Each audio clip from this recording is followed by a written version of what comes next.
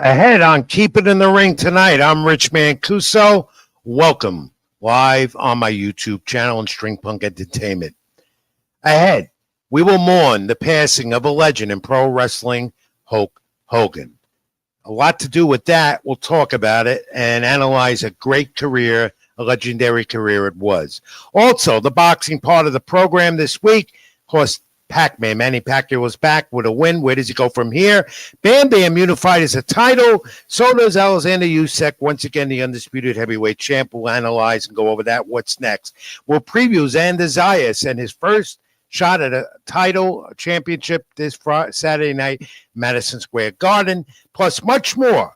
More WWE news, AEW. This is Keep It in the Ring. I'm Rich Mancuso. Stay with us. We're back with you right now. Even when you feel low, you can still go. Even when you feel slow, you can still go. Even when there's no hope, you can still go. I never answer to no, man, I still go. And good evening, everyone, for this Thursday night edition of Keep It in the Ring, Thursday, July 24th, 2025. My YouTube channel, Rich Mancuso. Like, comment, and subscribe. Also to String Punk Entertainment. Tommy D, my co-host, will be here in a moment. And we have a lot to do. And we're going to get to it right away. The boxing calendar scrolled at the bottom of your screen. Reach me on social media, X, Ring786, Facebook.com, Rich Mancuso. Read my content, Latinosports.com. And also I'm on Instagram and every other outlet I get a chance to write for. I'm here. You're here. Let's get to it first with the sad news. And we got word earlier today about the passing of a legend, Hulk Terry Bollea Hogan, 71 years of age, reportedly had been in bad health. I wrote a perspective of Hogan, his career, and some of my experience with him. Right now, it's posted on Latinosports.com. Please read it, get a chance if you can. Take a look at that legend, as he is. He is a legend. He always will be. Perhaps maybe the greatest of all time. Many say he was. But this man was responsible for pro wrestling and the revival in the 1980s.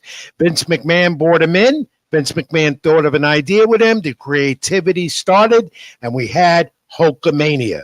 And Hulkamania lasted a long time. And because of Hulk Hogan and Hulkamania, pro wrestling, which had been on a downswing, revived. A lot of what you're seeing today is because of that man, Hulk Hogan.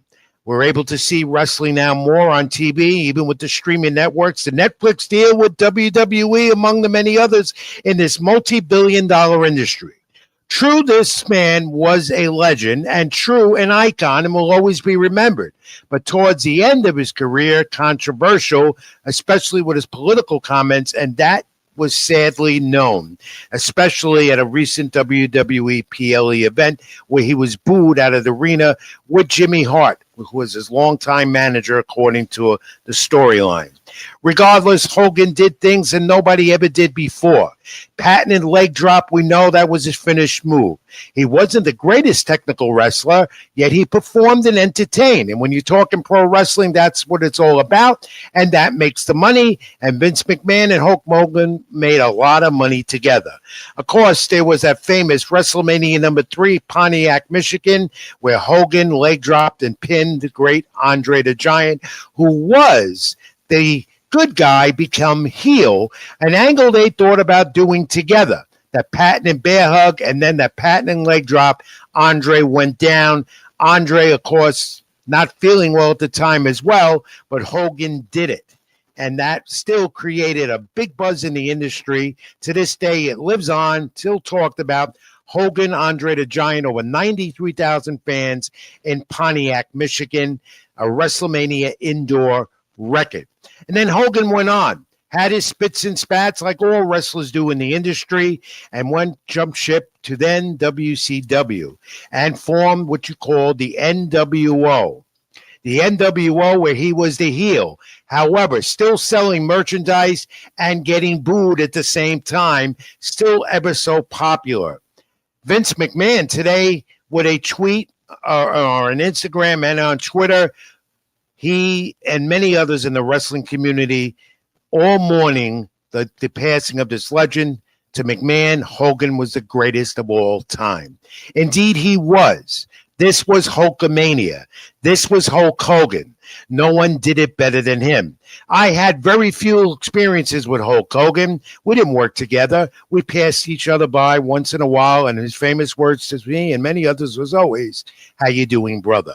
He did have an ego. And in the wrestling business, when you're making a lot of money and you are doing so well and you're the top of the notch in the business, egos developed, and Hogan had an ego, though to many he didn't.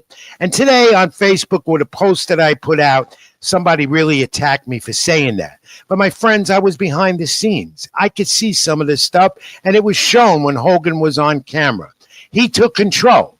He took control wisely, and he did it real well, which developed into big business. Hogan was an icon, which you call greatness. So for the next 20 minutes or so or more, we're going to remember this icon, this legend in the pro wrestling industry, Terry Bollea Hulk Hogan. And I'm going to bring in my co-host first, Tommy D.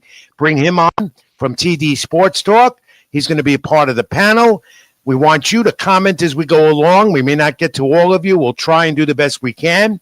Also, let me bring in my good friend. Here he is, Robbie Rebel, who grew up watching Hulk Hogan, who's a current pro wrestling star himself on the independent circuit. And do we have Craig Menaverde there, Meranivi there? No, not yet. Georgia, we're going to bring on someone who knew Hogan real well and worked with him in the heyday in the 80s, who I worked with it as well, known as Craig DeGeorge, an original WWF then broadcaster turned WWE. Craig is also the radio voice now of the Miami Marlins in MLB. All right, guys, let's start. Then we'll bring Craig in the conversation. Everyone knows how I feel about it. The wrestling world is kind of stunned about it. There were rumors that he was gravely ill, but today it all came out, and we had to verify everything before it became official. First of all, let me bring Tommy. You grew up watching Hogan. We all did. What are your thoughts about this legend, Hulk Hogan, Terry Bollea? I think, Hulk Hogan is the reason why I think most of us, especially at my age, started watching wrestling. Vince McMahon with the innovator of WrestleMania, right? It all started with WrestleMania, and he took a gamble on Hogan. WrestleMania number one, Madison Square Garden with Mr. T. McMahon and Hogan put that together, forever remembered. That was the beginning. Yep. And then one thing that goes with Hulk Hogan is obviously his intro, the Real American song. I mean, right. Everybody who, if you were a kid and you watched wrestling, everybody knew the lyrics to "I Am a Real American." And I am a real American, and you can still hear it. But people, the fans, popped for that. Don't you agree, Robbie? Robbie Rebel, regular on Keep It in the Ring here every week. Robbie, you grew up watching Hogan. Is that one of the reasons why you got involved to be a pro wrestler, watching Hulk Hogan growing up as a young kid in Long Island? Believe it or not, Hogan was not the original thing that attracted me. I didn't grow up watching Hogan too much. I saw him more on the WCW stuff because that was when I was growing up. So the coming of the NWO, him turning heel and everything like that. What really got me originally was the Undertaker and Savage. The explosive energy from one and then just the presence of another is one that got me. But as I grew into wrestling, I've learned to respect what Hogan did for the whole business. And because it was so big when I first put eyes on it, that all goes back to WrestleMania 3, Hulk Hogan, Hulkamania. All that stuff is very, very important. And like to double back on what you said, if it wasn't for him being a trailblazer, we wouldn't really have a lot of people like the John Cenas, the Rocks, the Stone Colds. It's very important what he did, whether you liked him or not. And that's just it. He developed this persona that immediately caught on with the fans. Guys, I was there WrestleMania number 3. I worked that event, and I still, to this day, hear that crowd of 93,000 buzzing Hogan, Andre the Giant. Even at WrestleMania number 1 in the Garden, he had this persona that captivated the audience so quick, better than any pro wrestler in wrestling history. And we're talking greats about that. He just had that persona, and everyone latched on to it. And until the end, when his career was dying, he still tried to latch on to this new generation of fans that didn't grow up with him. But then a lot of them did catch on as well. Mm-hmm. Especially in his second run with WWE. Like Hogan versus Rock was a really huge WrestleMania thing. And it was fascinating for me watching, being, in my teens, early 20s at that point. It was crazy to see someone just going at it. And also Shawn and Hogan. Shawn and Hogan was the first time you got to really peek behind the curtain because of how Shawn Michaels is.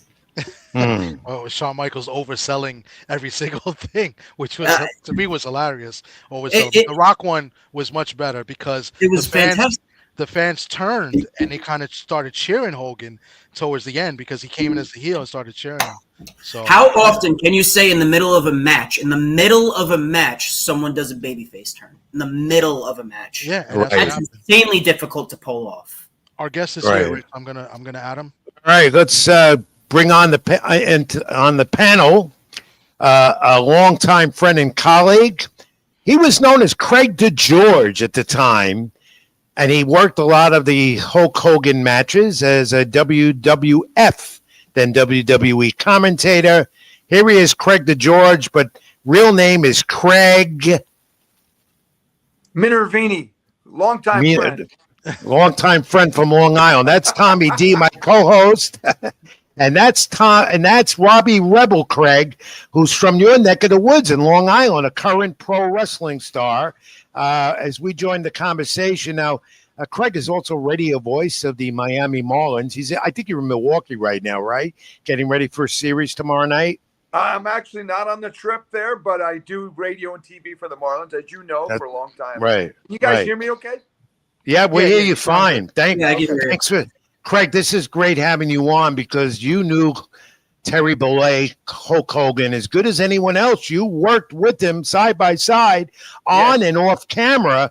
Briefly, what are your reflections about the passing of this legend? Obviously, incredibly sad, especially after hearing the news that it looked like he was going to be okay.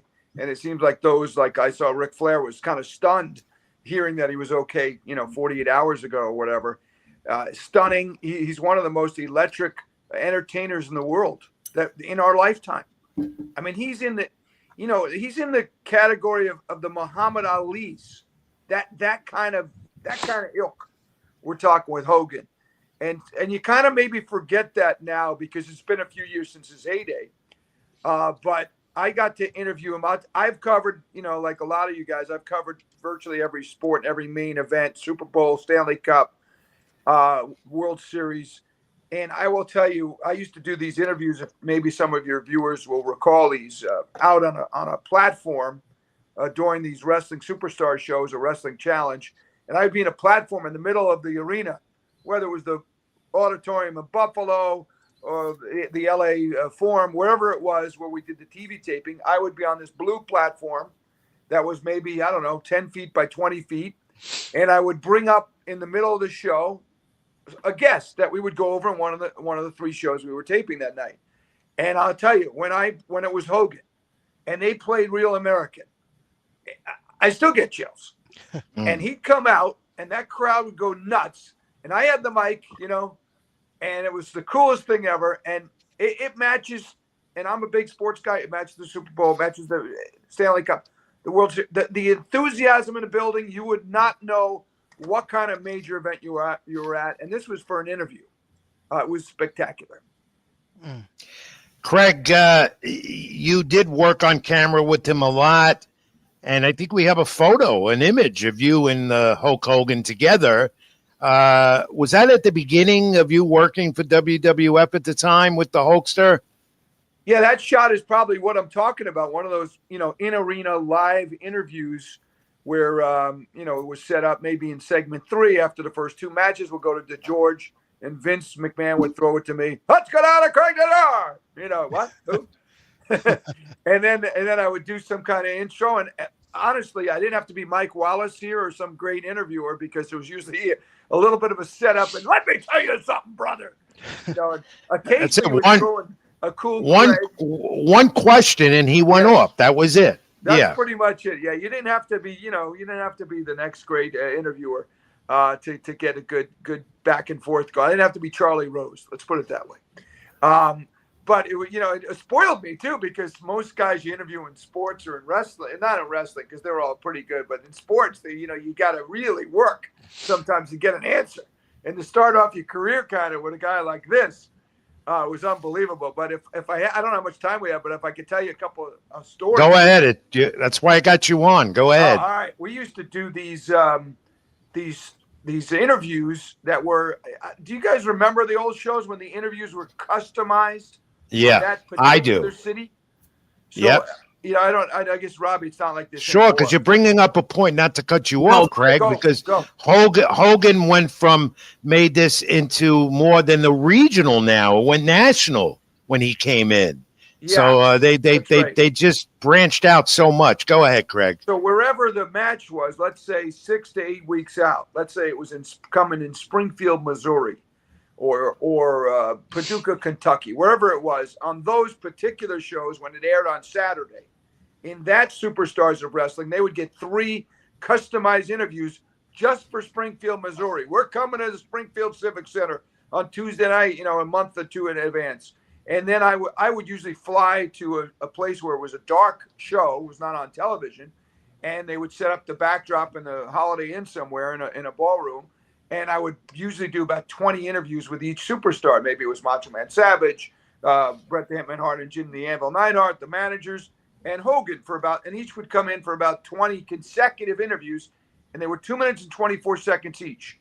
And what they would do is they basically had a sheet of paper with the card listed on it, and it would be taped to the bottom of the camera, and I would read about 3 or 4. Here would you see? And now let's bring on Hulk Hogan. And now Hogan, when we did these 20, he would always start with a small market. We would do Erie, Pennsylvania, Pensacola, Florida, the tiniest towns in the world, where he was going. And then after about 10, he was warmed up. Okay, let's bring on New York, brother. All right, coming to Madison Square Garden. And that's how it went with him. He warmed up with the little markets, and he killed it. You wouldn't know it was a little market, but that's how he liked to warm up. Wow, that's amazing, isn't it? What a trend! How it's changed. How it's really changed. All right, guys, go ahead and let's reflect. Tom and Robbie. Anyone knew him better was there. Craig DeGeorge, and one of the voices then of WWE. I got a quick question for you. Yes. What part of Long Island were you from? I grew up in Huntington, Long Island. Oh, okay. I live in Wanto right now. Okay. And I went to Comac South High School. I actually went to school, although she's older than me, with Rosie O'Donnell. I went to Connecticut. Okay. Oh yeah, we were competing schools. Yeah. I knew the two of you. I knew the two of you would get along right away from backyard. Yeah. Go ahead. Continue the discussion with Craig, because I've already talked to him about it, and we know each other a long time, and I want you to get to know more perspective from Craig's side. So, Craig, were you working for WWF during WrestleMania, the first WrestleMania? Were you around? No, I joined them. I'll just give you a quick story. I had interned at Madison Square Garden Network when I was in college. I went to Syracuse. And what happened when I started my career, I got a job doing TV sports in West Virginia. Okay. And I was the main anchor doing the sports. And then about less than a year into the job, the gentleman who I worked with at at MSG, went over to work for Vince, a gentleman by the name of Phil Harmon, a TV executive. And so he called me up, and I kept in touch with him. And I always tell people the stories about, internships, you're not paid, and all the work you put in, and you go in for free. And I took the train from Long Island, the mess that could be, for an hour. And then fortunately it was right at Penn Station, the Garden. But it was all that for a whole summer. I went in every day, 9 to 5 pretty much, and all I got was the train fare.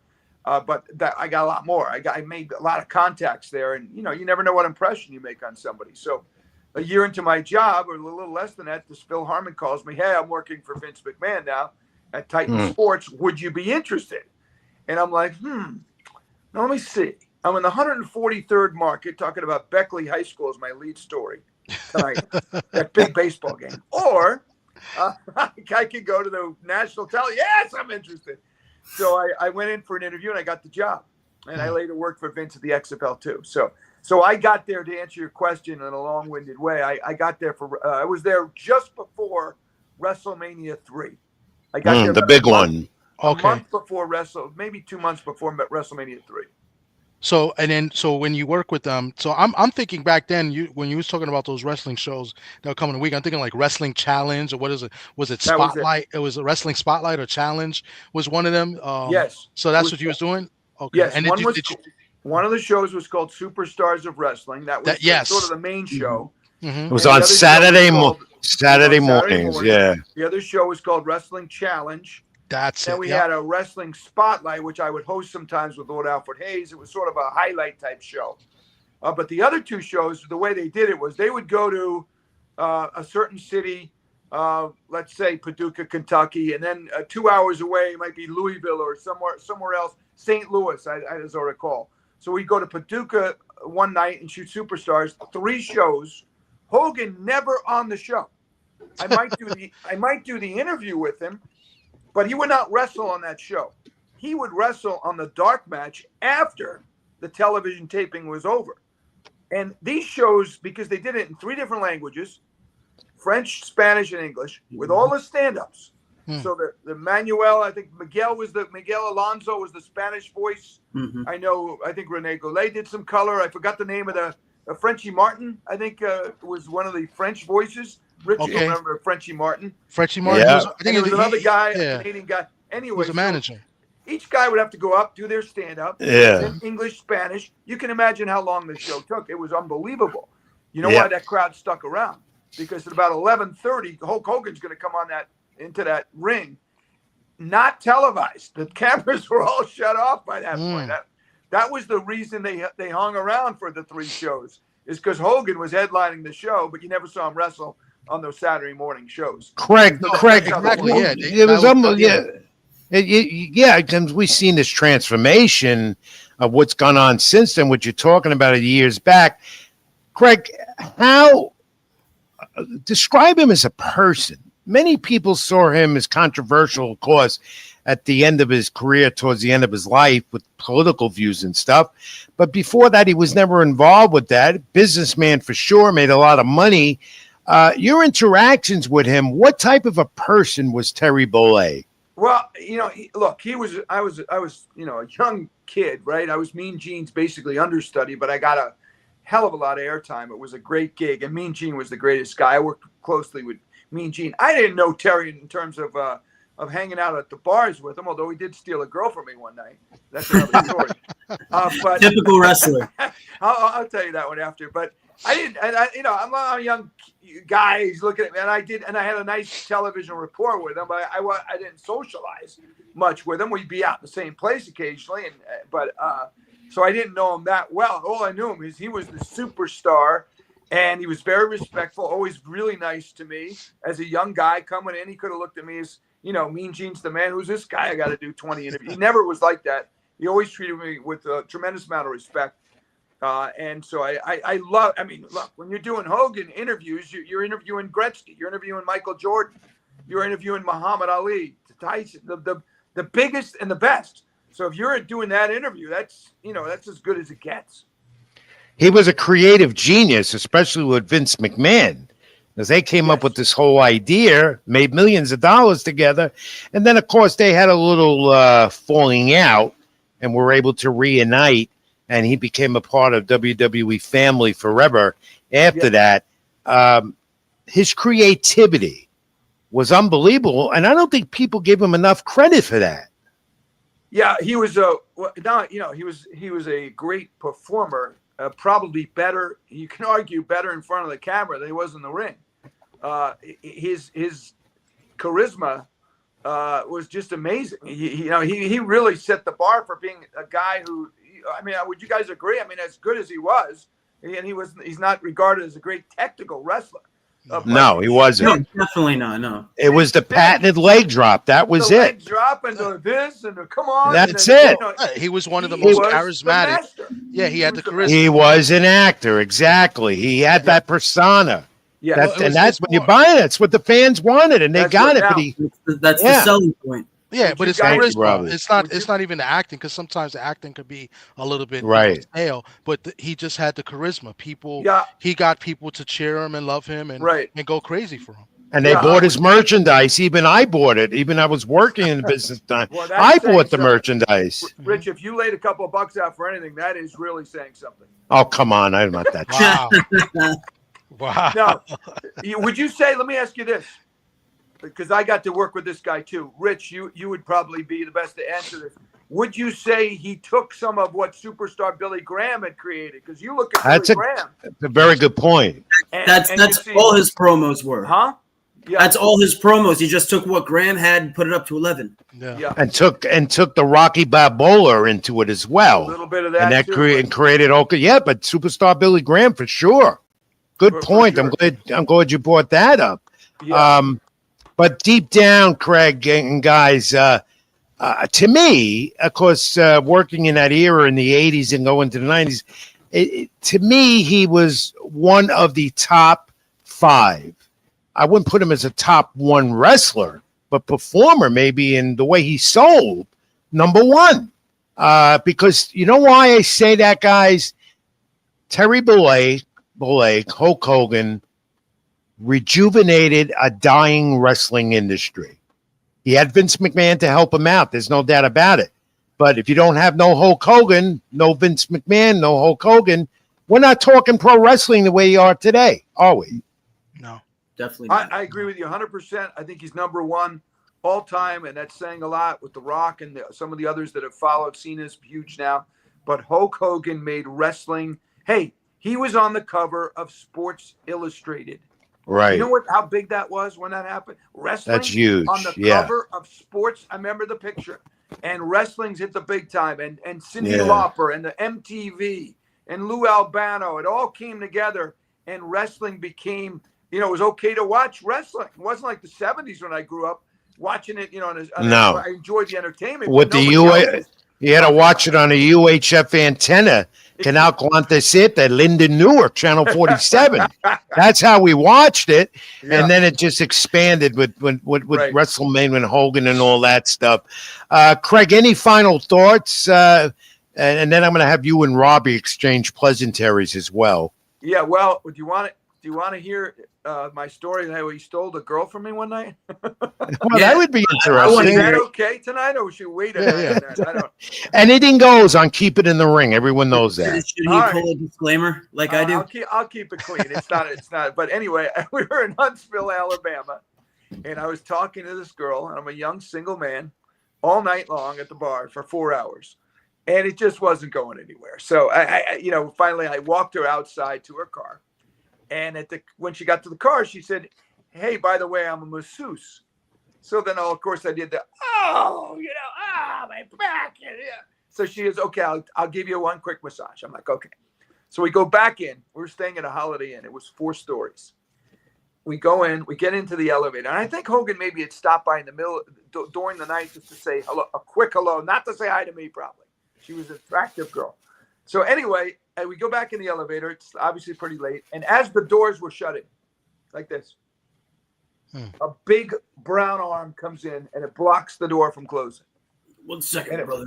It was the tan arm of Hulk Hogan, along I think he was with B. Brian Blair or somebody, who I love. It was to this day, good friends. But and so we get in, and now he's looking at me doing one of these, and I'm like, "All right, what do you got, Hulk?" And I swear you'd think this was on television. He looks at me and he goes, and by the way, I hit the 3rd floor and he hits the 4th floor.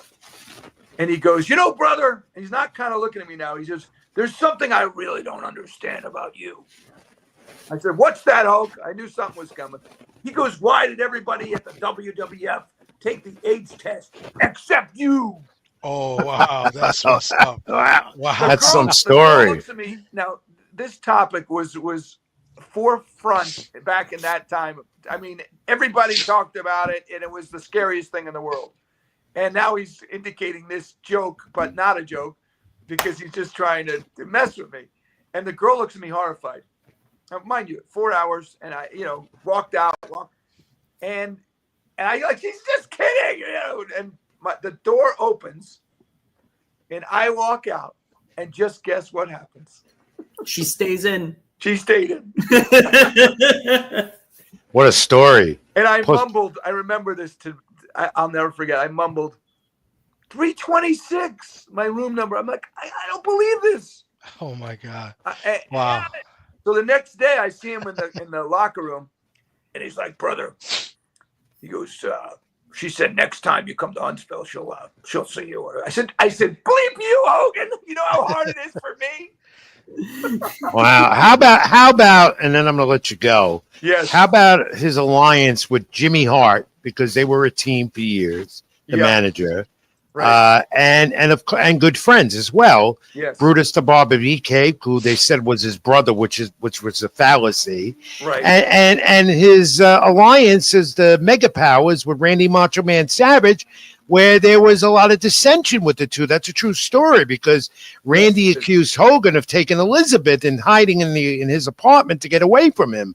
There's a lot of a lot of controversy about that. But where did it stand with all that overall? As far as his legacy and all that, that's all forgotten about. We got to remember what he did for this industry. Things happen along the way. I loved Randy Savage. Elizabeth was a sweetheart. She taught me how to put makeup on. I remember at Boston Garden one time. She was the nicest person ever, but he was very controlling, Randy. I remember one time at an airport, she was across the way. He ran across. Hey! You know, he always had her away from the boys, if you will, but away from the wrestlers. It was very, very unique at the time. He really was protective of Elizabeth. But for Hogan, look, there's nobody ever going to be like him again. Everybody followed in his footsteps, even The Rock, as big as The Rock is, to understand how big Hogan was. To me, he was as big as it gets in sports, as big as any other name. And to do that as a wrestler, that's the thing. He's a wrestler. This sports entertainment. That was put on the, nobody said it was entertainment per se at the time. Everybody, right. But so it wasn't over respected by the average fan, and he made it mainstream. And yes, he did it with Vince's marketing and what they did with the WWF, but he taught you how to do it. He rarely stumbled too, by the way. He did these interviews. It was amazing. You know, Vince was as good as anybody. Vince was a puppeteer. He did every character better than the character could do himself, I would say, maybe except for Hogan and Macho Man. And Hogan would just take an idea and go on, and he was the best on the camera. Yeah, great in the ring, his charisma, and others tried to follow. Yeah, he was a. I have a picture up here, and I interviewed him we went on the Long Island Sound, did an interview on a boat for one of those Coliseum videos. And we're sitting on, it wasn't a big boat. It was one of those kind of racing boats, maybe 25 feet. And so I was sitting, if you will, next to him. Now he's 6'6", 6'7". I'm 5'11". And he goes, brother, now we're sitting like this, but he's taller than me, right? He goes, would you mind he wanted me to sit. I was leaning on the top of the chair. He wanted me to sit on the bottom of the chair. Wow. So I was like, I'm looking up, and now he's like 6 feet tall, and I'm sitting way down. He would never do an interview like this. But he wanted to make it look like he was 20 feet tall next to me instead of just 9 more inches or whatever. He was a showman, a character. It was just me, him, and he really did. He really did. Correct. I'll send it to you, Richard. Yeah, you got to send it. We got to do it in the book that we're eventually going to do together. Yes, me and Craig. Good story. We'll talk about it when you come in town and with the Mets. When the Marlins visit the Mets in a few weeks, I'm doing we gotta get that going, and we'll have dinner. Maybe I'll have Robbie Rebel and Tommy D join us as well. Now, Robbie, you and Craig, not to get off the Hogan subject, both from the same backyard there in Long Island. Craig, Robbie is. He's upcoming in this business, and he's getting busy. He works every week, which is something that very rare in this business for a young guy like him. Tom, I want Craig to see some of Tommy D stuff. Look, Robbie, this is nothing bad to look at. It's promoting you right now. Here we go. No, when that show. Oh, no.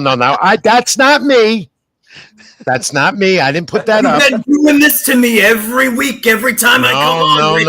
No. We're having to fight in front of him, and then now I got to start calling you brother, and then telling you to get out of my ring.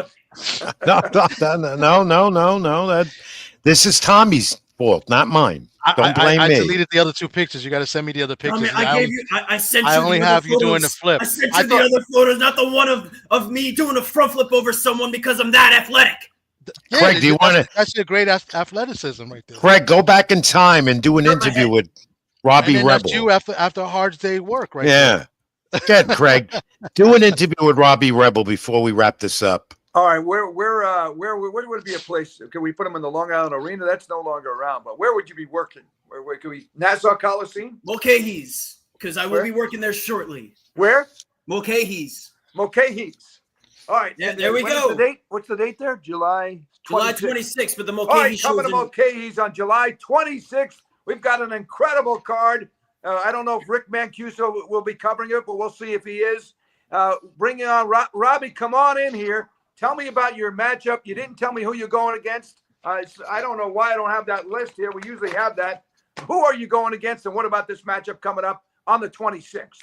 Well, on the 26th, unfortunately, NYWC just likes to put me in wherever they feel like it. You know, they want to put me out there. They always want people to see me because they know I'm bringing people right down to the seats. But unfortunately, they just can never find someone in particular to verse Robbie Rebel. And now, when it does come down to July 26th in Babylon, because the one that Tommy put up right there, it's supposed to be in August. When it comes to Babylon this Saturday, Robbie Rebel's just going to go down there. We're going to take the ring, strap it on my back, put it down there, put all those fans in each and every one of those seats, give them a nice little hello, and then, you know, unfortunately, they have to figure out what's going to happen. It's always a mystery, Robbie Rebel. Unfortunately, mystery. But there's nothing I can do about that. You're coming along. It's in Babylon, Long Island, correct? Correct. Now these are very, very good wrestling fans. These are not people that haven't seen it. It's not the middle of the country. This is a New York fan. Do you have to work extra hard to please this particular fan base, which, you know, they get upset if the hot dog is a little too cold? Well, unfortunately, most people on that card are working for that cold hot dog and handshake, but Robbie Rebel's not doing that. Like I said, I'm the one putting the people in the seats. You want 30 tickets, 40 tickets. All I got to do is put something out on social media, and then they're like, oh my God, he's working. We got to go and see them. I got people all the way out from Riverhead, all the way out to Queens, and even more. I even have some people coming down from Trenton. I have some people coming down just from New Jersey. You want to see Robbie Rebel work, you got to keep following the social media. That's all right. It's coming up on the 26th. Don't miss it. Back to more live action. Well, that's the way Craig DeGeorge did it years back. Craig, he's got a lot of Hulk Hogan in him and much more. Yeah. This has been great, guys. We looked at the life a little bit, some stories about the late Terry Bollea, Hulk Hogan. Craig, we'll be in touch, and I thank you. This was great having you. And as always, as I tell you, keep it in the ring, my friend. You got it. Thank you, Rich. Appreciate it. Nice talking to you guys. Great stories from Craig. I'll be in touch soon, Craig. Thank you, my friend. He's been a long-time friend and colleague, and that was great going over the life and the career, the legacy of Terry Bollea, Hulk Hogan. Robbie, thank you as always. You'll resume the Rebel Rant next week. But you did rant enough with Craig enough that you know, you were able to get a professional announcer, and I'm not, to do a promo with you. How about that? I have one question for you before I do the rant next week. Yeah, go ahead. You gonna yawn in the middle of it again? Oh wow. Well, you know what? I have back pain, so I apologize. You gonna yawn? No, but I'm gonna. But I will tell you, for 2 weeks you stood me up on this program, and if you didn't come on this week, you were going to get fired. That was it. Yeah, you're right. There you go. All right, Robbie. I love you. I always will. Thanks for your reflections on Hulk. Thanks for your reflections on Hulk Hogan again. Thank you for having me as usual. It's great, Robbie. Thank you. We'll talk soon. Keep it in the ring. All right. Robbie Rebel and Craig DeGeorge, Craig Marineri, who's a radio voice of the Miami Marlins, and Tommy D. We're keeping it in the ring. We'll come back after this brief timeout. And Tommy D and I, it's pro boxing time. Usually do that early, but now we're going to get to that full slate, recap, analyze, and much more. I'm Rich Mancuso. That's Tommy D. This is Keeping the Ring. Stay with us. Back in a moment.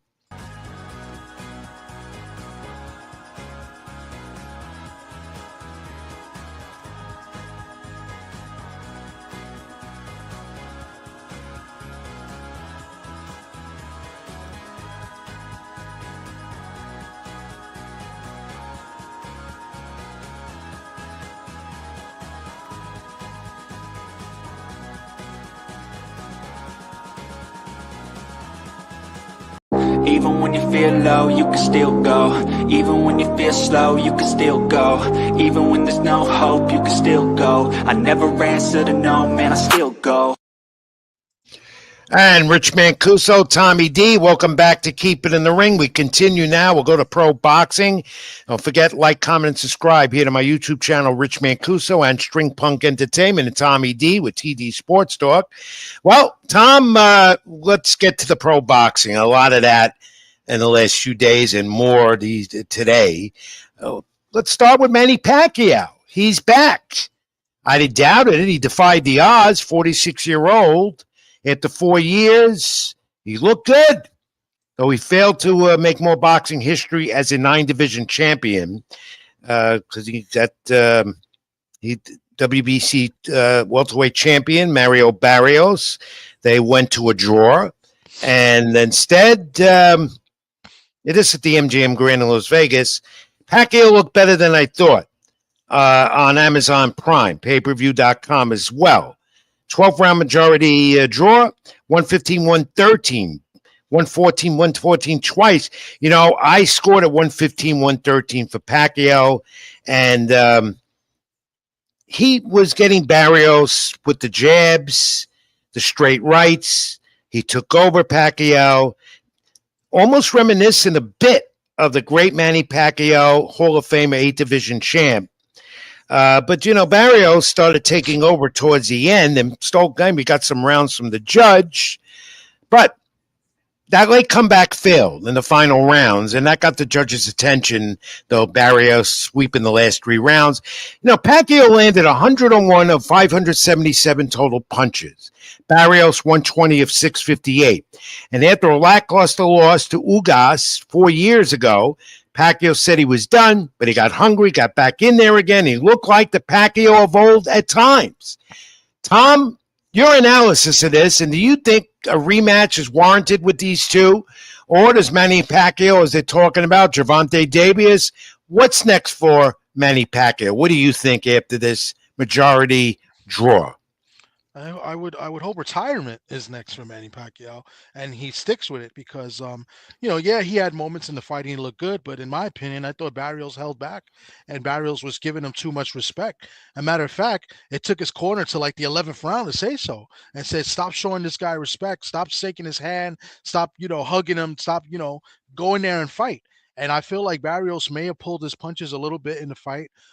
Yeah, Pacquiao looked okay. He looked good, but you know, how good is Pacquiao really at this age, or how bad is Barrios as a WBC champion? That's the question. More so, how bad is Barrios? Yeah, and in a rematch, if they do it, who would win that one? But he defied. Look, Manny Pacquiao, 46 years of age, defied the odds. No one gave him a chance. Very few, including yours truly here. But again, as I said moments ago, Tom. He looked a lot like the Pacquiao of the old, of the back then. At some point, slow down a bit. Look, you're 46 years of age. You don't have the skills you used to have. Yeah, you know. I agree with you. There were moments in the fight where he did look like the old Pacquiao, but at the end of the day, Rich, we have to be real with ourselves. We look at the man's face at the end of 12 rounds in that fight, and on top of that, I do really believe Barrios pulled his punches. If you had a Barrios that was not showing any respect and that was going in there to win the fight, because I mean, he went to win, but he didn't go to win the fight. And you know, I think this Manny Pacquiao wouldn't have made it 12 rounds. And you know what? If they do it again, I think you're gonna get the same thing. And if they put Pacquiao with another welterweight, I think he's gonna get creamed. I just think it's time for Pacquiao to go. It was a nice send off for him, you know. And you know what? I'm kind of happy with the draw. I didn't want to see Pacquiao have a title and then defend it against somebody, and you know, get a situation where he did with De La Hoya, the way he beat up De La Hoya in their fight, and De La Hoya retired after that. So I you know, I don't want to see it again. Hopefully not. You know, Pacquiao had a great career, Hall of Famer, and you know, hopefully this is the last we see of Pacquiao. You know, well, time to be determined, but we know this: he prevailed, and Manny Pacquiao, for the moment, seems determined to do it again. Let's see. The co-main event on that card in Vegas, the rematch, Sebastian Vendora. He looked unbeatable, Thomas. against Tszyu in their rematch. And now he has to analyze Tszyu after the loss. What's next? But Tszyu vowed to continue after Fundora stopped him, retaining his WBC junior middleweight title. Tszyu lost for the third time in his last 4 fights. That's the question. And this time again to Fundora in the rematch.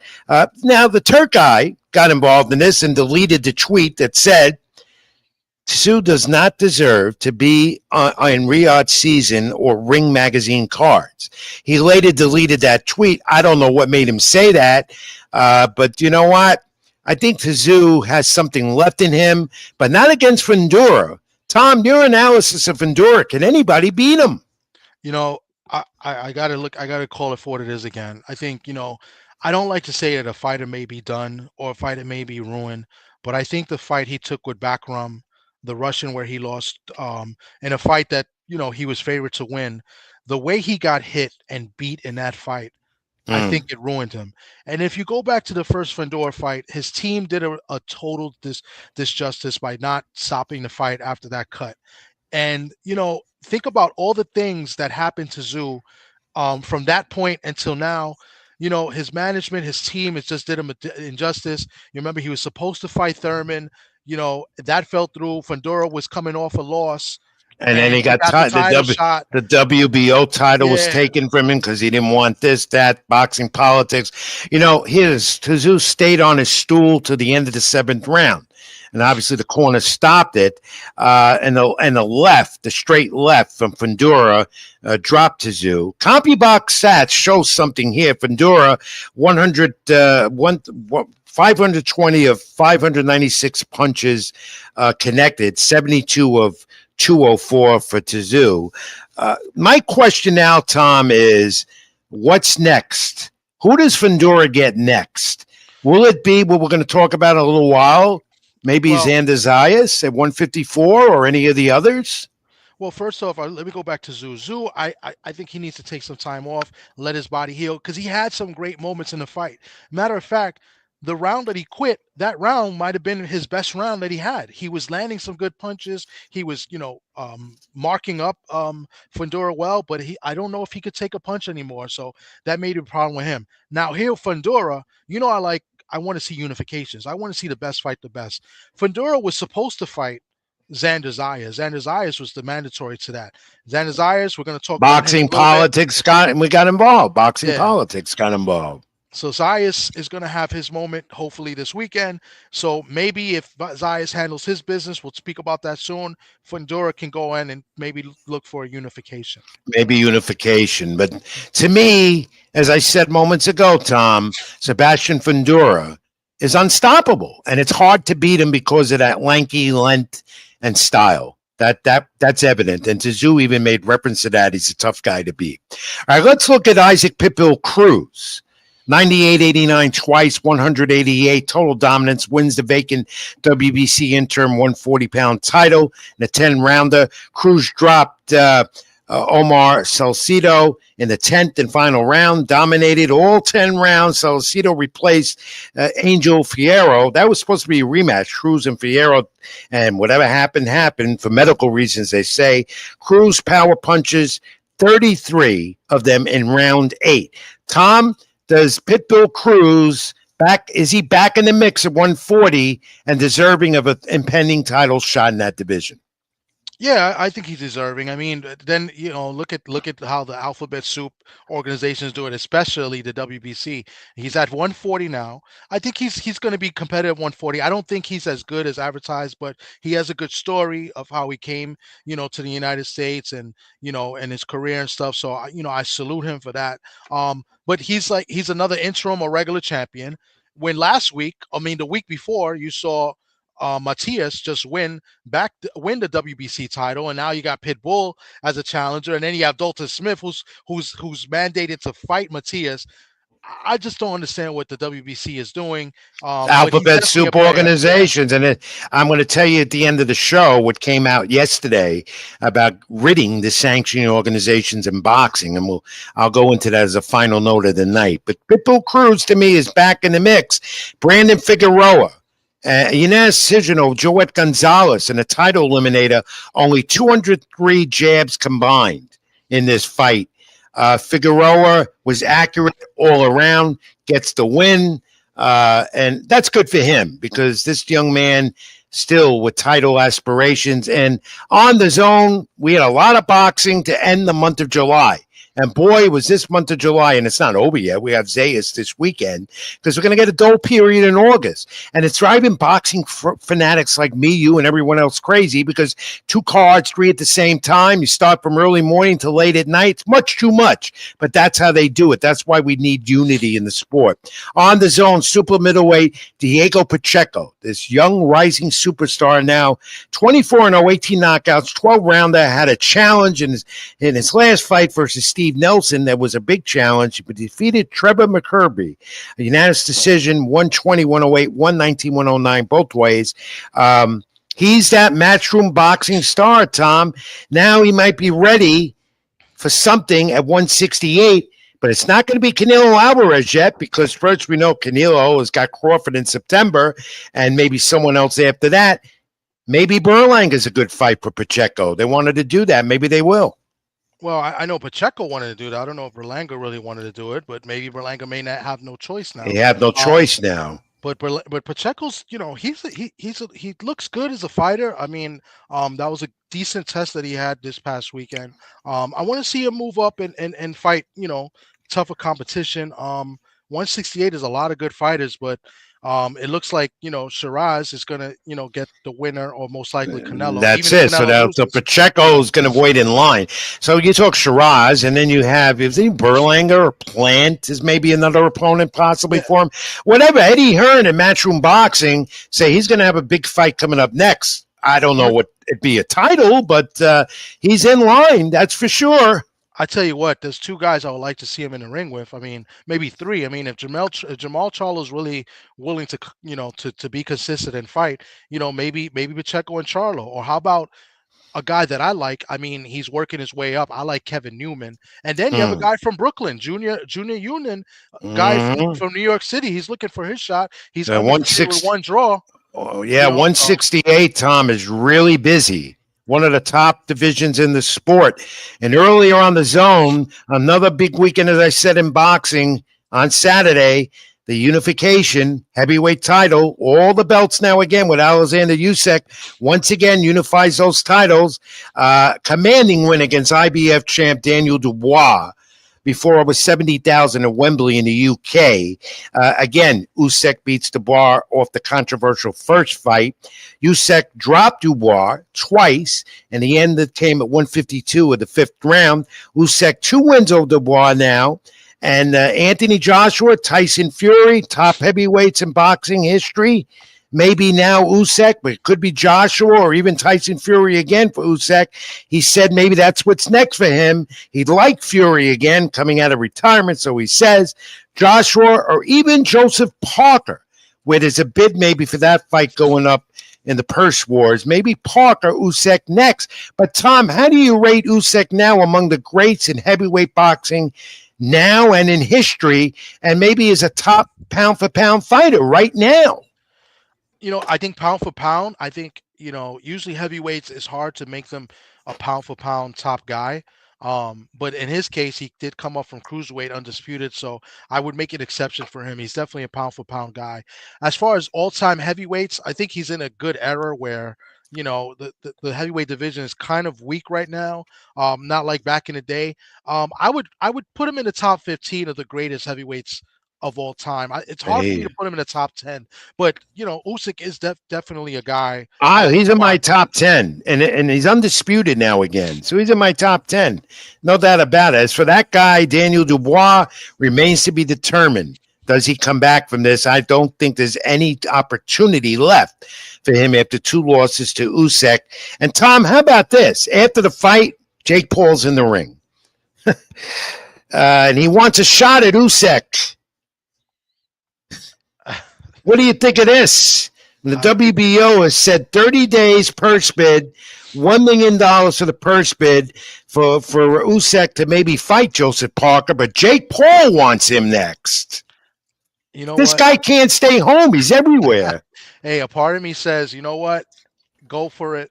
What I don't like about it is skipping the line, but then I would like to see Jake Paul get beat up because I don't think he has a shot in hell. But hey, if he wants it, if he's willing to do it, but I just don't like the skipping the line. I think Parker's supposed to be next.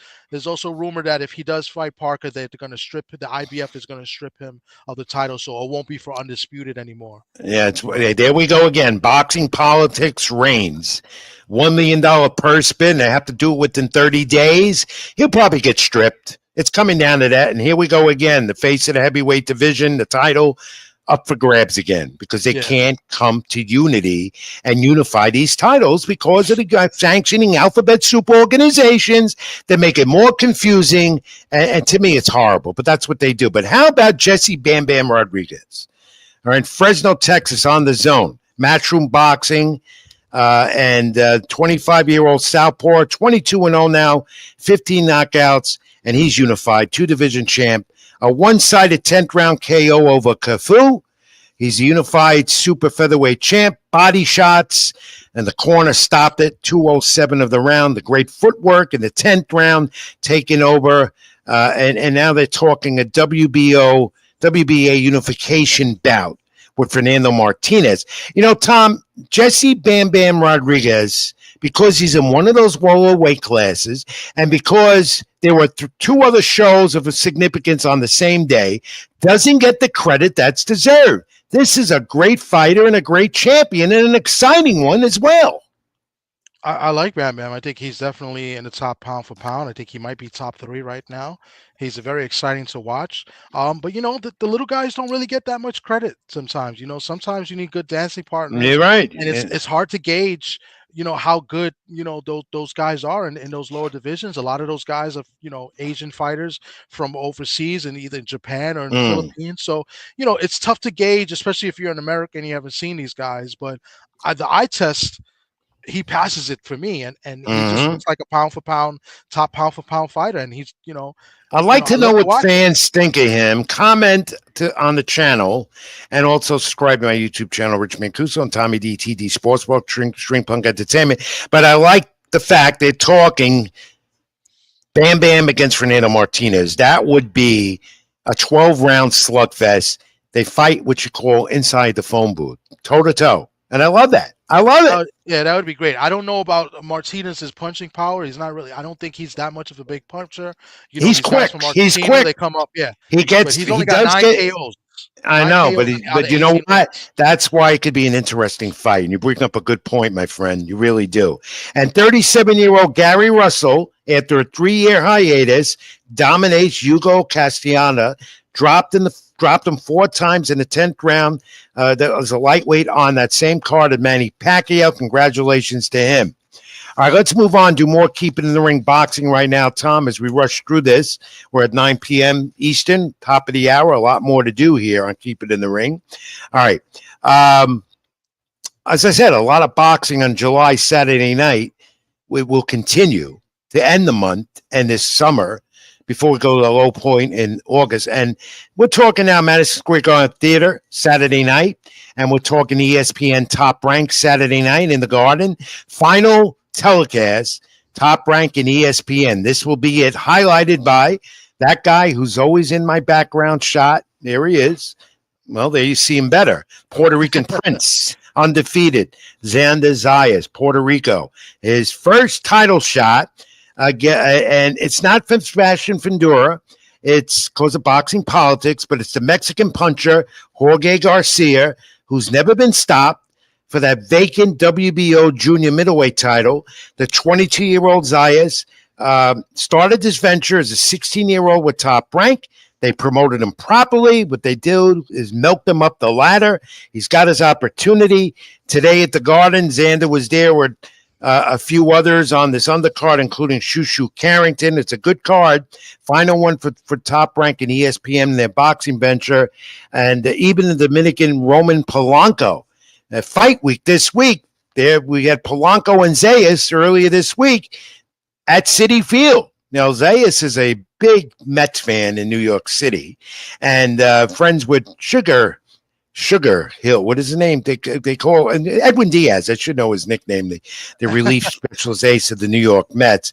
And I think we have a photo of that of Zayas and Polanco. There they are, showing proudly the Puerto Rican Dominican flags, both on this card at the Garden Saturday night. Tom, you were at the press conference today. I couldn't make it. You were there, and you got to talk to some of these guys and have some footage. Why don't you lead into it? What you got? All right, well, let me just go into it real quick. So, like, we start off with the undercard. They were highlighting some of the fighters on the undercard. They hiding Juanita Lopez, and let me just bring it up. Juanita Lopez, Rohan Polanco, and my sleeper for the featherweight division in the future, Jan Santana. There was some good, good talks there. The highlight to me of this press conference was Jan Santana in this press conference. Jan. Well, let's see if I could. I'm going to pull it up for you right now. Let's see if I could get it. Let's just go right to it. Here's Jan Santana when they're speaking to him about him at the featherweight division. The king, featherweight division. Yo, shoot. You're next, bro. You're next, man. You're next. I'm ready, bro. Yeah, she's next. Take it easy, bro. That was pretty interesting. He called. It was out, entertaining. Yeah. Let me tell you something, Rich. One thing I spotted, because I look out for things like this. Sometimes things are set up. Sometimes some people push people to say things. That was really genuine. That is a guy that he recognized. I think it was all respect. He recognized Shushu as the future of the featherweight division, and he wants to go and fight him right away. I had a chance to go speak with him. I'm going to pull a little footage. I got a chance to speak to him. I'm going to post a video later of the full interview. Here's me with Jan Santana. What's good, everybody? What's good? This is Tommy D from TD Sports Talk. Hope everybody's doing well. I'm here with the future young prospect, Jan Santana. What's going on? How you feeling today? Me siento bien, gracias a Dios, tú sabes. Primero que nada quiero dar gracias a ustedes por la oportunidad. Estamos muy bien, muy motivados, de verdad. Primera vez que peleo aquí en el Madison, la arena grande donde todos quieren pelear, y en verdad estoy muy motivado. First of all, he wants to thank God. Thank you guys for taking out the time to interview him. He's just very thankful. He's very motivated for this great opportunity to be fighting here in the Garden. First time here. So that's a little piece of it. Great content, Com. You were busy down there at the Garden today for their final presser before the weigh-in tomorrow.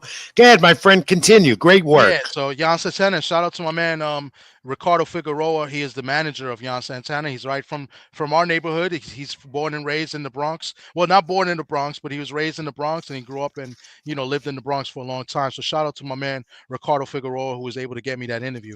Also on this card, they were highlighting here's the undercard. They were highlighting Julius Bello is going to be in the card making his pro debut. He's a decorated amateur at the featherweight division, won the National Golden Gloves, if I'm not mistaken. He beat my guy Keith Colon, that I always talk about. That was who he beat in the finals. But Keith Colon, 6-0, 6 KOs, already started his career. Julius Bello makes his pro debut this Saturday. And then finally, I had a chance to meet with this other superstar. That's me with Emiliano Vargas. Emiliano Vargas was there with his father and his brother, Amado.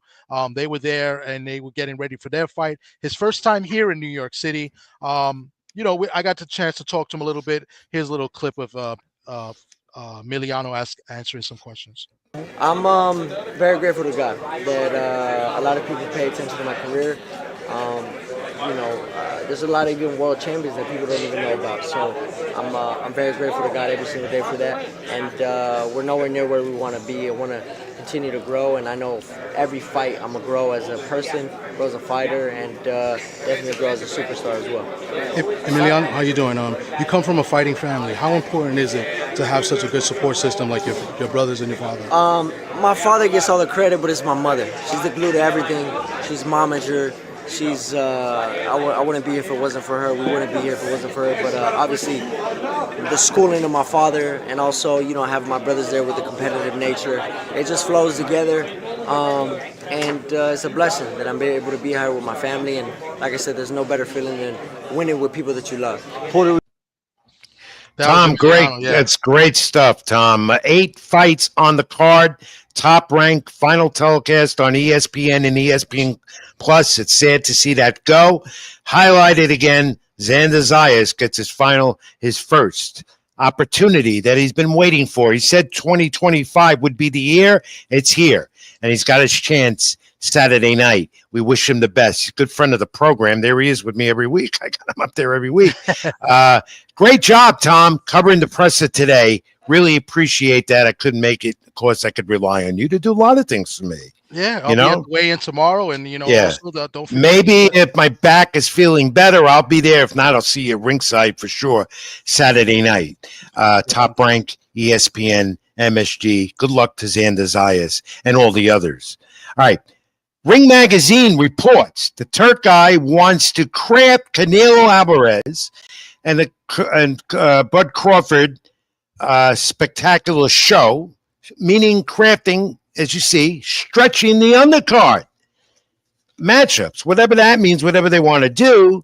That means probably WBC interim super middleweight champ Christian Mabili versus Lester Martinez, and the heavyweights Jared Anderson versus Jarrell Miller. Tom, do you like that idea, whatever they mean about stretching it out? I mean, what is it going to be like WrestleMania where they maybe the 2-3 night event. The Turk guy does these unusual things, and here we go again. The thing with the Turk, he's trying to do too much, and it's not. The last event in Louis Armstrong, I got to admit that was a good event, good card. The arena was nice, but he's not making any profits of it. No, he's putting in too much money, and they're not selling tickets, Rich. No, they're not tickets to this event. They're giving the tickets away, so. I'm not sure. I don't either. Good idea. I think it's just crazy venues, crazy things, keeping the fighters busy. Good for the sport. The matchups, good for the sport. A lot of matchups, of course, we know are not great, but the money's there. Fighters, as I always say, going for that. So are the promoters. He lures them in. He's got the money. That's what it comes down to. And this week, former undisputed champ Josh Taylor said it's over. If you can believe that or not, fighters say they're retiring. They always come back. This is Britain's first undefeated champ, and he says it's a recurrent issue with his eye. It's a risk losing his eyesight. Thank Top Rank, that was his promoter, 34 years of age, defeated Regis Prograis in London, unifying the super lightweight division, and Undisputed beating Jose Ramirez in Vegas for the WBC and WBO titles at the time. Of course, Prograis coming back August 3rd. He's another guy said he's had enough. Leave it to the younger guys. He's coming back. But Josh Taylor had quite a career, whether this is the end or not, Tom. Yeah, Josh Taylor, he had a good career. I believe at 140, he was there for a long time, and he was undisputed. And a lot of people didn't think he would be undisputed, but he was an undisputed champion. And then, he had some bad luck. With injuries, and he had that first fight with Catterall, what a lot of people thought Catterall won.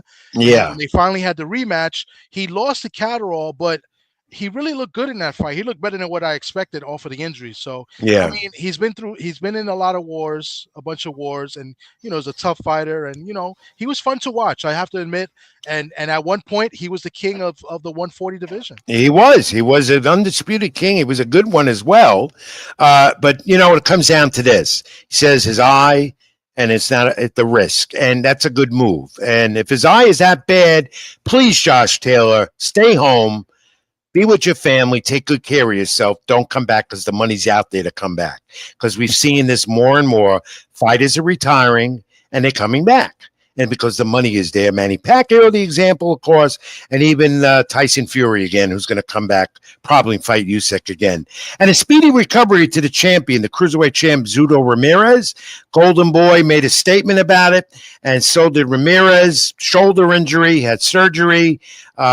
He's a proud champion. He's a comeback champion. We wish him all the best. The cruiserweight division, he is a champion, at least one of them.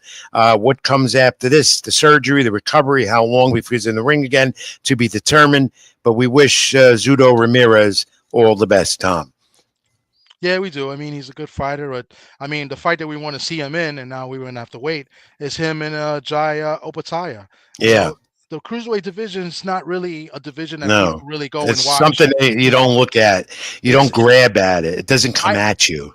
I kind of look at the cruiserweight as kind of like the minor leagues, ready for the pros for the heavyweight division, because it's in between. Yeah, they move. It was created years ago. Yeah. If remember, I had that as a fact a couple of weeks ago, to go in between the heavyweights, and then a chance to go heavyweight as well. Evander Holyfield's an example of it. He did that. He's a cruiserweight and heavyweight champion. One of few to do that. All right, Tom, great segment. We wrap up the boxing, but we're not wrapped up because you know what we got next. What am I going to do? The fact of the week. There you go. And it's just me and you this time, not trivia fact. You ready? Here you go. All right, let's do it. The heavyweight who said, "I am the astronaut of boxing."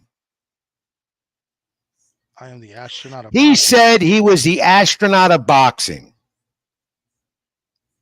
This is a fact, not trivia. A Rich Mancuso, pick it out, fact again, for Tommy D. Oh, man. Joe Louis? No, Muhammad Ali on his place. He said that because it was on his place in boxing history. He also said Joe Louis and Jack Dempsey were just jet pilots. That was Muhammad Ali at his best. Wow, okay. He said, "I'm the astronaut." He said, "Joe Louis and Jack Dempsey were just jet pilots." That's Muhammad Ali at his best, as we all know. All right, Tom, we're going to take another break.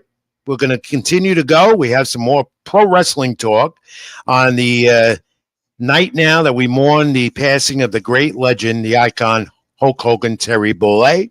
So we'll take this brief time out, some UFC notes as well, and wrap it all up. Keep it in the ring. I'm Rich Mancuso, live on my YouTube channel. Like, comment, and subscribe. Tommy D, TD Sports Talk, String Punk Entertainment.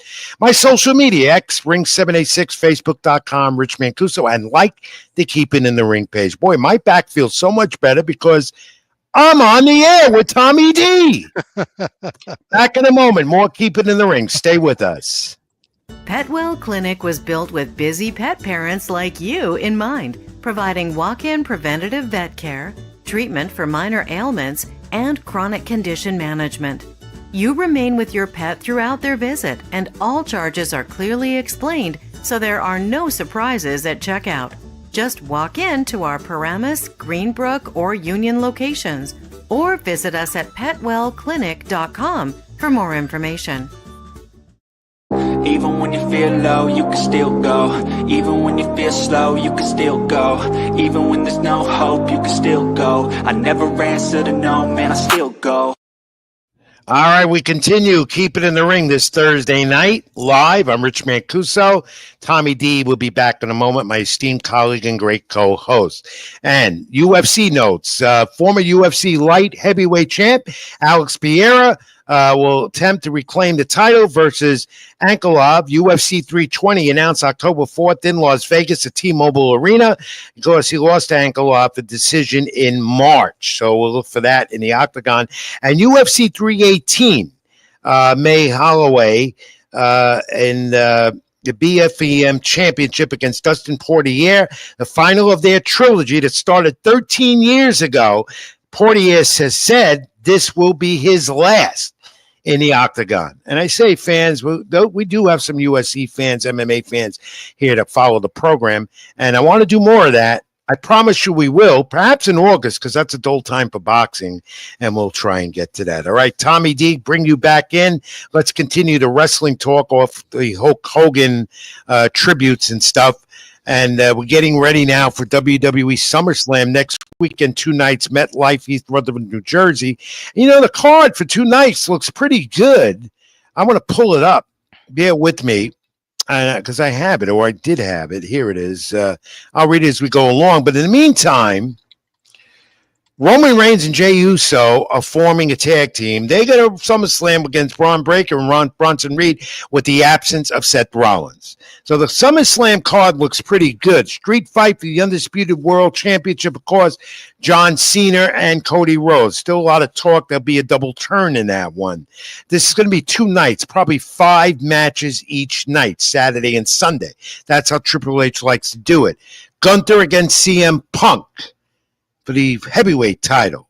the women's championship. Tiffany Stratton, Jade Cardo, Naomi Rhea Ripley versus Io Sky, women's world championship, women's world tag team championship, Judgment Day versus Charlotte Flair and Alexa Bliss, Steel Cage, United States Championship.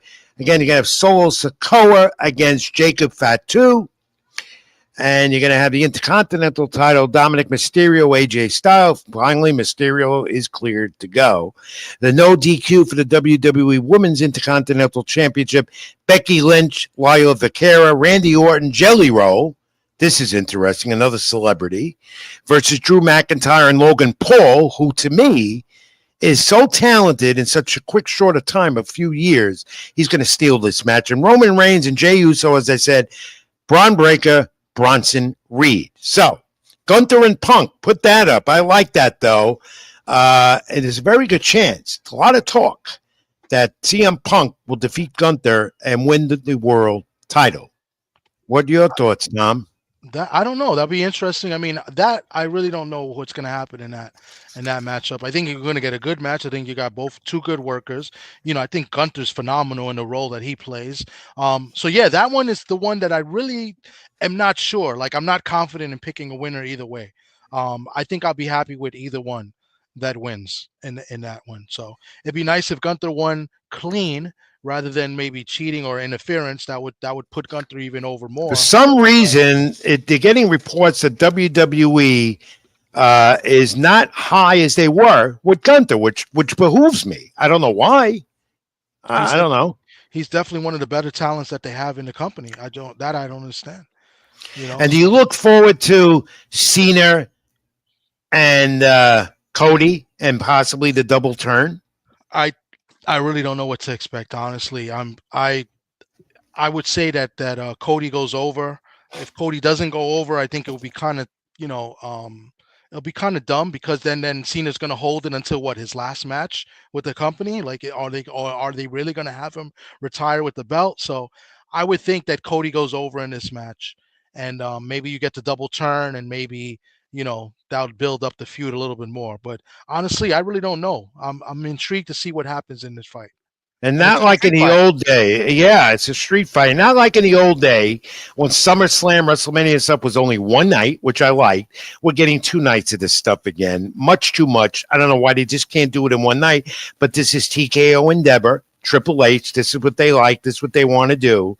So 5 matches each night. We'll take it. It's wrestling 2 nights. The fans love that. By the way, AEW in the back burner for a moment. And again, next Wednesday on Dynamite, we'll get the same thing. Adam Page against Jon Moxley again for the title. That they do recurring things. That's why I can't catch on to them as much as I used to. Yeah, I don't watch it, so I don't. AEW, I just can't do it. And the height of MLB baseball season, Dynamite, still their ratings, no more than 500,000 on TBS, and Collision on Saturday night. But Tony Khan says they're thriving. They're doing well on Max and TBS. I don't know. All right, Tom, that's the wrestling segment in memory, of course, to the late Terry Bollea, Hulk Hogan. And we will once again thank Craig DeGeorge, Marineri, and Robbie Rebel for joining us on the panel earlier tonight. Never to be forgotten was that man, the legend, Terry Bollea, Hulk Hogan. Which brings us now. One other note. I got to show this wrestling moment at Citi Field the other night. Nia Jax and Tiffany Stratton battling who's going to throw out the first pitch on WWE night at Citi Field. They got into it on the mound. Oh, that's pretty funny. Yeah. And, I couldn't talk to her. WWE executives wouldn't allow interviews. I don't know why. They were promoting SummerSlam on WWE night. That's my favorite female wrestler, Nia Jax. Nia Jax? And I couldn't talk to her. Oh, man. And then Tiffany tackled. The Mets have this stupid thing in the outfield in the early innings. They have the Bronx Zoo giraffe, and they have they have all these different characters and animals, costumes. They have a race. And Tiffany Stratton went out there and tripped and made the giraffe loss. So they were highlighted. They were highlighted there the same night that Xander Zayas and Polanco were there as well. Well, anyway, nostalgia time now. Let's get to it, Tom. July 30th, 2016. Not too long ago, Carl Frampton defeated Leo Santa Cruz, 12-round majority decision, winning the WBA Featherweight Championship. Barclays Center in Brooklyn, I covered that fight. Frampton vacated his two 122-pound world titles. He moved up in weight. Del Santa Cruz's first career loss, became the first two-division world champ from Northern Ireland, was Frampton. The rematch a year later, Santa Cruz beat Frampton, majority decision, reclaiming that title in Las Vegas. Tom, do you remember that fight? I do, and it was a close fight. I thought Santa Cruz won that fight, and they gave it to Frampton, but it was very close. And then I believe they fought a second time. I think they did in Vegas. Yeah, Frampton majority decision reclaimed the title in Las Vegas. Okay. Yep. Right. About a year later. So yeah, that was a good one. Yeah. Not too long ago. And then we got July 28th, 1952. My hero, the great Hall of Famer, The Rock, undefeated Rocky Marciano, heavyweight, knocked out Harry Matthews, round 2 of 10 for the heavyweight title. It was an eliminator at Yankee Stadium in the Bronx. The Rock dropped Matthews, who hadn't lost since August of 1943, did it with 3 left hooks to the jaw.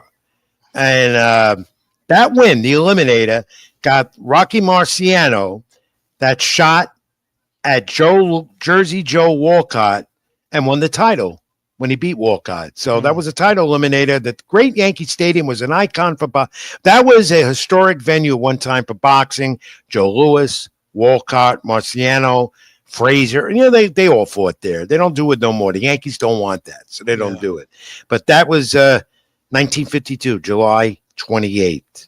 It lives on. We like going back in history with nostalgia. So we close that for the week, and we end up on this final note. I want to talk about this. This came out just yesterday. And I want your thoughts, Tommy D, real quick. A bipartisan bill in Congress updating federal regulations to boxing, introduced in the U.S. Congress yesterday, stems from the Muhammad Ali Act, the American Boxing Revival Act of 1996, to create, here's the key, unified boxing organizations instead of these alphabet soup sanctioning bodies. It would enhance also health insurance for fighters and anti-doping programs as well, similar to a model that UFC is using and Dana White. Boxing is the only pro sport regulated by Congress, by the way. It goes to the House and Senate up for vote. We'll see the Senate has to approve it. Then I guess it'll get signed in the White House by President Donald Trump, who acts on these things quickly. The Turk guy and Dana White have all called for this, and this is good. Yeah. Especially, Tom, what I like is more so the safety of the fighter. Also, instead of sanctioning bodies, the alphabet soup, we're going to get unity if this goes through, and health insurance for the fighters that they don't have, because the sanctioning organizations won't go with it. What do you think? I like that. I don't know if they could actually get rid of the sanctioned bodies. That'll be interesting to see. I wonder what Mauricio and the WBC would have to say about that. But the insurance and the health insurance and the anti-doping, I'm all for that. I think that's great. You see a lot of fighters now that didn't get big paydays like some of these fighters are getting now, and they have to work a 9-to-5 job now because they have no insurance, and they do it to collect more money and to get the benefits of the job that they're working at. So I'm all for it. I think they deserve it. These guys take a lot of punches to the head, and it's not just in the ring. It's not just in the ring and fights. These guys are sparring and training, 6 to 8 weeks before a lot of pounding to the head. Exactly. And CTE, which is a major issue not only for fighters but for pro wrestlers, there is no clarity to that issue. And I've been hanging around an independent pro wrestler the last few weeks who knows he has CTE, but he can't get it diagnosed. There's no diagnosis. You can't diagnose it because they refuse to do it. It's a study of the brain. They only do it when the person is deceased, which is totally ludicrous, and it's brain damage is no funny thing. Yeah. We know that, and it's something that I like this Muhammad Ali Act, and I like the fact that Congress is getting involved. That boxing needs more regulation and unity, and hopefully this gets passed through Congress. It's going to be a hurdle, but I don't know if it'll happen, but I hope it does. It's a long time coming. All right, Tommy D, what an hour or more tonight. Thank you again to Robbie Rebel. He'll be back in next week, I hope, with the Rebel Rant. And also to an old friend and colleague, Craig DeGeorge, Craig Marineri, voice of the Miami Marlins, who worked with the great legend, Terry Bollea, Hulk Hogan, who passed away earlier today. And rest in peace, Hulkster, and to all his friends and family who all knew him and worked with him, our condolences here. Keep it in the ring for me and Tommy D and all of you out there. Thank you all for watching tonight, staying with us. We had a lot of content. We think we got it all through. Back with you again next week, as always, 8 p.m. live Eastern. He would keep it in the ring. Like, comment, and subscribe to my YouTube channel, Rich Mancuso. Get me on social media, Facebook.com, Rich Mancuso, X, Ring786, Instagram. Read my content on LatinoSports.com. Tommy, where do they reach you, Tommy D? Well, you guys can reach me here on YouTube and TD Sports Talk, and on my social media platforms, Tom Dillamuth at Instagram and Facebook, and also every Sunday I'm live with my man Pedro Fernandez at Ring Talk Worldwide. I love that. I've seen this segment. It's great stuff. You're great, Tom. You help me put this together every week. You're impeccable, as I say, and irreplaceable. You are the future of this business when I finally shut the door. You always have the keys. I definitely appreciate that, and I'll definitely keep keeping in the ring going as long as I can afterwards. So thank you, Tom. Yeah. So till next week, everyone, thanks for tuning in. Get me on social media. Keep in touch. Stay well. Be good to each other. God bless. And as Tom and D and I always say at the end of the week, keep it in the ring. Keep it in the ring, everyone. Talk to you next week. Thank you for watching. Till next time. Even when you feel low, you can still go. Even when you feel slow, you can still go. Even when there's no hope, you can still go. I never answer to no, man, I still go.